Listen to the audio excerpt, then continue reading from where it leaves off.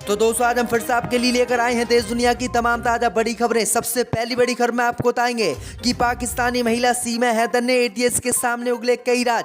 सचिन से पहले दिल्ली के कई और लड़कों से करती थी बात। वहीं आपको बताएंगे दोस्तों कि बाबरी मस्जिद के बाद महाराष्ट्र की एक और मस्जिद पर हिंदूवादी संगठनों ने मंदिर होने का किया दावा, मस्जिद में नमाज पढ़ने पर लगाई रोक। वहीं आपको बताएंगे दोस्तों कि सीमा हैदर की खुलेगी पोल, पाकिस्तानी आर्मी में शामिल उसके भाई की तस्वीर आई सामने, एटीएस के उड़े होश। वहीं आपको बताएंगे दोस्तों कि विपक्षी गठबंधन का नाम होगा इंडिया, राहुल गांधी ने किया ऐलान, मोदी सरकार की बड़ी चिंता।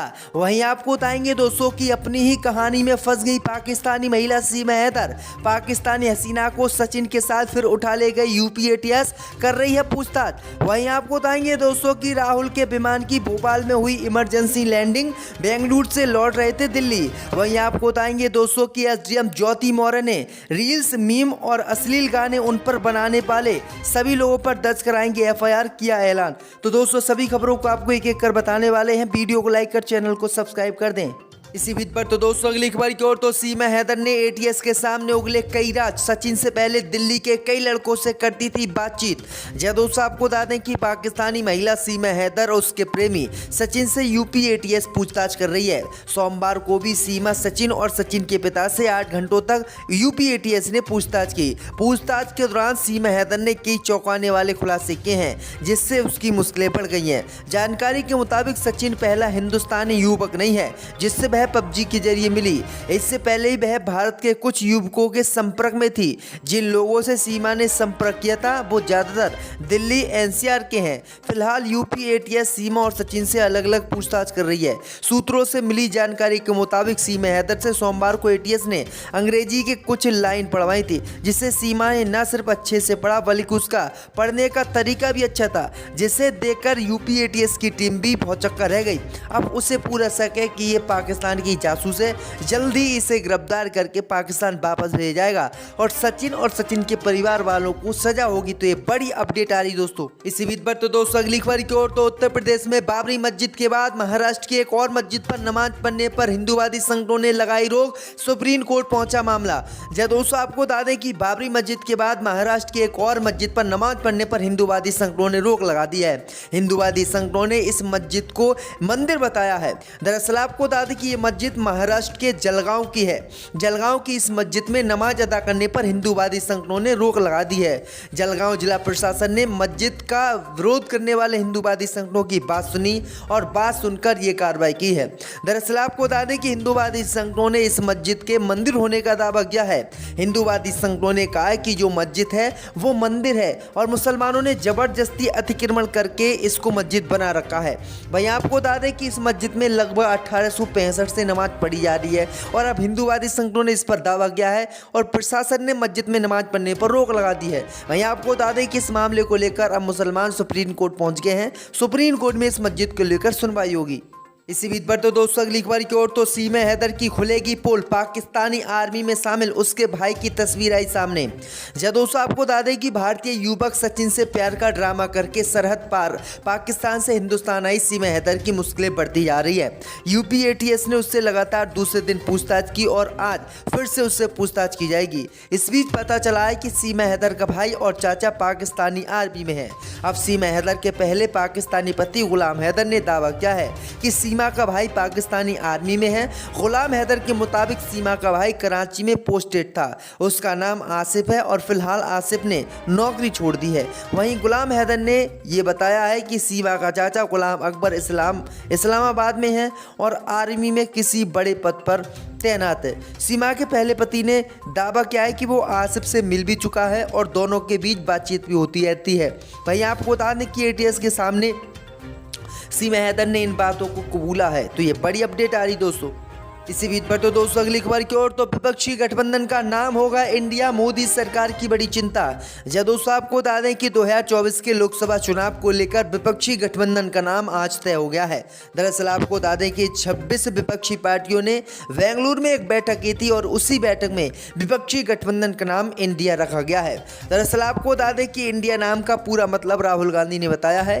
राहुल गांधी ने बताया है कि इंडिया का मतलब है Indian national development inclusive inclusive alliance रखा गया है। बेंगलुरु में एकजुट हुए समान विचारधारा वाले 26 राजनीतिक दलों ने इस नाम पर सहमति जताई और अगले लोकसभा चुनाव में भाजपा को सत्ता से बेदखल करने का संकल्प लिया।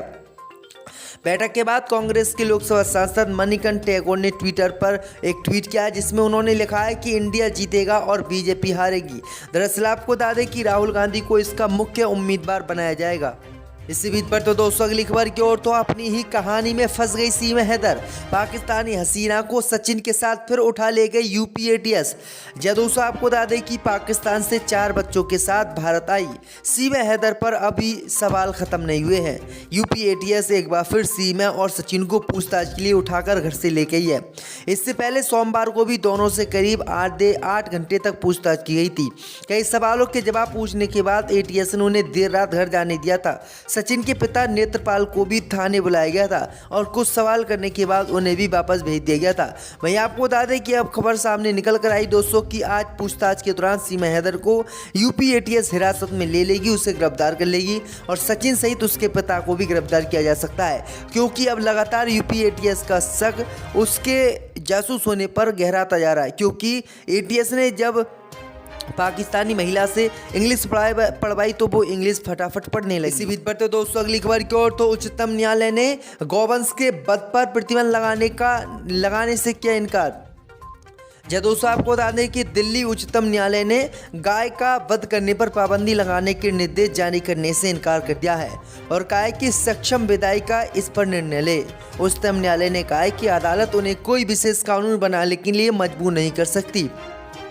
दरअसल आपको बता दें कि हिंदूवादी संगठनों ने दिल्ली सहित कई राज्यों में गाय की हत्या पर प्रतिबंध लगाने की मांग की थी, लेकिन आपको बता दें कि हाई कोर्ट ने इस पर सुनवाई करते हुए गाय की हत्या पर प्रतिबंध लगाने से इनकार कर दिया और हिंदूवादी संगठनों को बड़ा झटका दिया। इसी बीच पर तो दोस्तों अगली खबर की ओर तो सीमा हैदर का हो नार्को टेस्ट और उसके बच्चों का डीएनए टेस्ट होना चाहिए, सपा नेता ने उठाई मांग। दोस्तों आपको बता दें कि अलीगढ़ में पूर्व सपा विधायक हाजी जमीर उल्लाह खान ने सीमा हैदर के नार्को टेस्ट और उसके बच्चों का डीएनए टेस्ट कराए जाने की मांग की है। उनका कहना है कि सीमा देश के लिए खतरा हो सकती है। सपा नेता जमीर उल्लाह खान ने ये बातें कही हैं। उन्होंने कहा है कि क्योंकि ये 4 बच्चों को लेकर भारत आ गई और ये दुबई से नेपाल से भारत आई है और ये फराटेदार इंग्लिश बोलती है, फराटेदार हिंदी बोलती है, सब चीज़ ये जानते हैं हिंदू में कैसे रहना है, मुसलमानों में कैसे रहना है, इसलिए इसका नार्को टेस्ट होना चाहिए और इसके बच्चों का डीएनए टेस्ट होना चाहिए। उसी से पता चलेगा कि ये आखिरकार है कौन। इसी बीच पर तो दोस्तों अगली खबर की ओर तो सोनिया राहुल के विमान की भोपाल में इमरजेंसी लैंडिंग, बेंगलुरु से लौट रहे थे दिल्ली। दोस्तों आपको बता दें कि विपक्षी एकता की दूसरी बड़ी बैठक बेंगलुरु में हुई। इस बैठक में 26 विपक्षी दल शामिल हुए। 2 दिवसीय बैठक की अध्यक्षता कांग्रेस ने की। इस बैठक के बाद राहुल गांधी और सोनिया गांधी विमान के जरिए वापस दिल्ली लौट रहे थे, तभी उनके विमान में तकनीकी खराबी आ गई। इसके बाद राहुल और सोनिया गांधी की फ्लाइट भोपाल एयरपोर्ट पर लैंड हुई। भोपाल में इस वक्त मौसम भी खराब है। दोनों नेता भोपाल एयरपोर्ट के वीआईपी लॉज में मौसम ठीक होने का इंतजार कर रहे हैं। जानकारी के मुताबिक अब सामान्य इंडिगो की फ्लाइट से रात 9:30 बजे दिल्ली के लिए वो रवाना होंगे। आपको बता दें कि बेंगलुरु में आज विपक्ष की बड़ी बैठक हुई, जिसके गठबंधन का नाम इंडिया रखा गया। इस बैठक के बाद राहुल गांधी इसी फ्लाइट से दिल्ली वापस लौट रहे थे, लेकिन अचानक ही उनका विमान है वो ख़राब हो गया। इसी बीच पर तो दोस्तों अगली खबर की ओर तो एक्शन में एसडीएम ज्योति मौर्य रील, मीम्स और अश्लील गाने बनाने वालों पर दर्ज कराएंगे एफआईआर। दोस्तों आपको बता दें कि एसडीएम ज्योति मौर्य मामला लगातार तूल पकड़ता जा रहा है।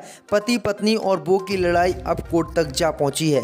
अब जब ये मामला सामने आया तभी सोशल मीडिया पर ज्योति मौर्य को लेकर कई तरह की मीम्स, जोक्स, रील और अश्लील गाने बनाकर वायरल किए गए। इसे लेकर ज्योति ने आज तक से बातचीत की और कहा कि वे उन सभी लोगों के खिलाफ मामला दर्ज करवाएंगे जिन्होंने इस तरह की हरकत, उनका चरित्र हनन करने की कोशिश की। उन्होंने कहा कि बाहर वालों को तो क्या ही कहना, जिन्हें मेरी मान मर्यादा का ध्यान रखना चाहिए था, उन्होंने खुद सबके सामने मेरा तमाशा बनाया। आलोक ने खुद घर की बातों को बाहर लाने का काम किया, तो इसमें बाहर वालों को क्या बोला जा सकता है। इसी के साथ ज्योति ने कहा कि भले ही अब आलोक कह रहे हैं कि वो समझौता करने के लिए तैयार हैं, लेकिन ये कोई नहीं जानता कि उन्होंने मेरे साथ क्या क्या किया है। महिला चाहे कोई भी हो, चाहे वो नौकरी करने वाली हो या एक ग्रैंडी हो, सेल्फ रिस्पेक्ट सभी को होती है। उन्होंने कहा है कि अब वो जिन लोगों ने मेरे ऊपर अश्लील गाने बनाए हैं, रील्स बनाई है, मीम्स बनाए, उन सभी के खिलाफ भी FIR करेंगी।